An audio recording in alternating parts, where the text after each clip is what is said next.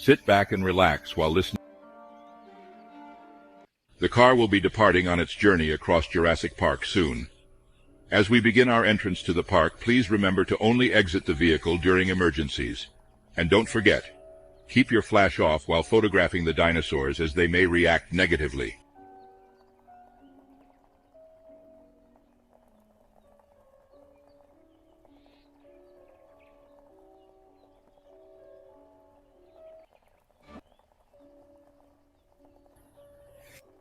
You are now entering the lost world of the prehistoric past, a world of mighty creatures long gone from the face of the earth, which you are privileged to see for the first time. Welcome to Jurassic Park.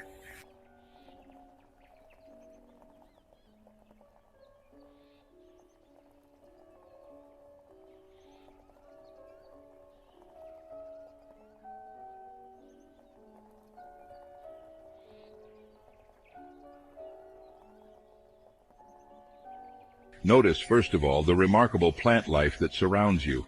Those trees to your left and right are called cycads, the prehistoric predecessors of palm trees. Cycads were a favorite food of the dinosaurs. The world of the dinosaur included more modern plants, such as pine and fir trees and swamp cypresses. You will see these throughout the park as well. While there are many plants within the park, most of the food has to be imported from nearby Costa Rica. An adult Brachiosaurus can eat up to 900 pounds of food each day.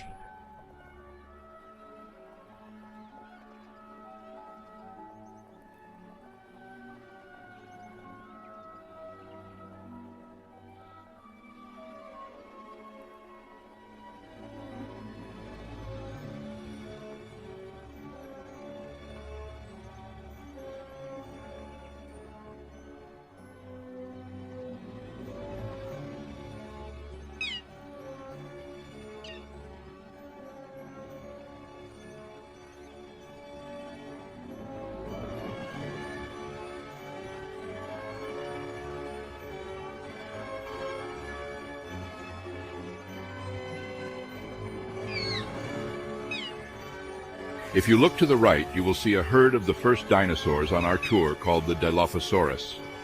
One of the earliest carnivores, we now know the Dilophosaurus is actually poisonous, spitting its venom at its prey, causing blindness and eventually paralysis, allowing the carnivore to eat at its leisure.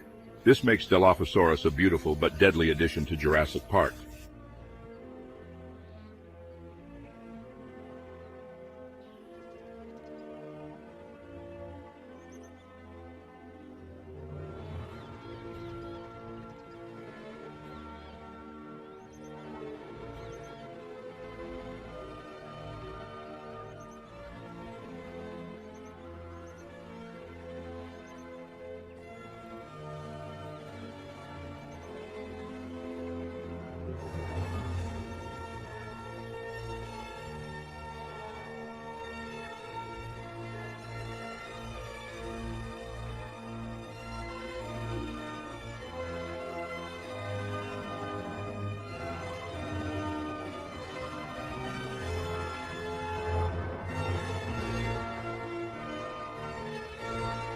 Continuing on our prehistoric safari, we come next to the herbivores of the Ornithischian group. If you look to your right, you can probably see them now. Unlike other dinosaurs, Triceratops serratus can't see well. They're nearsighted, like the rhinos of today, and they tend to be surprised by moving objects. They'd charge our car if they were close enough to see it. But relax, folks, we're safe enough here. Triceratops have a fan-shaped crest behind their heads. It's made of solid bone, and it's very strong. These animals weigh about 7 tons each. Despite their appearance, they are actually quite docile. They know their handlers, and they'll allow themselves to be petted. These easygoing monsters from a bygone world stand in sharp contrast to what we will see next. The most famous predator in the history of the world, the mighty tyrant lizard, known as Tyrannosaurus rex.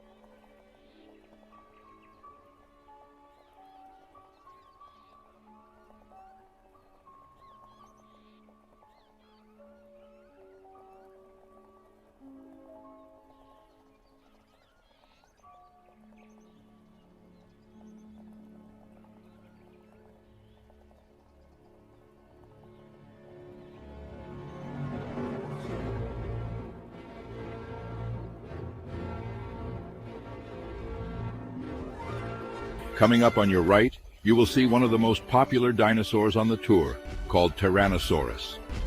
Tyrannosaurus is perhaps the best-known dinosaur in the world, and for good reason, standing over 13 feet tall at the hips, 40 feet from the snout to the tip of its tail and weighing around 70 tons, T-Rex was one of the largest carnivores ever to walk the earth.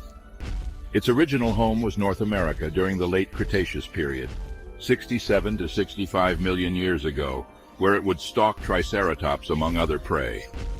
Tyrannosaurus has excellent binocular vision and hence good depth perception, an adaptation essential to a predator.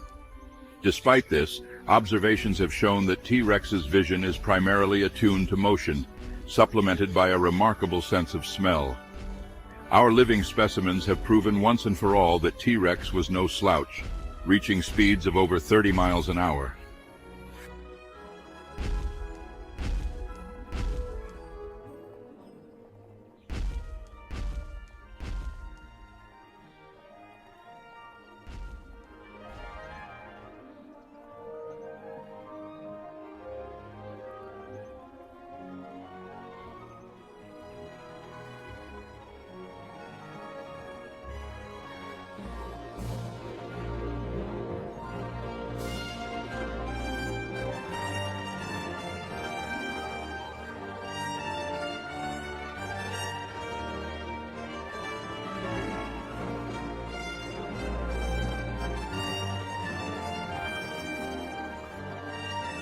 The most extensive part of the herbivore paddock is home to the largest dinosaur in Jurassic Park. Brachiosaurus is a large sauropod dinosaur that originally lived in what is now Africa and North America during the late Jurassic period 150 to 140 million years ago. Our Brachiosaurus represent an average-sized specimen of the largest land animals to have ever lived. They are herd animals that move in family groups much like modern elephants and feed off the tops of trees. Please turn off your flash while taking photos of this dinosaur.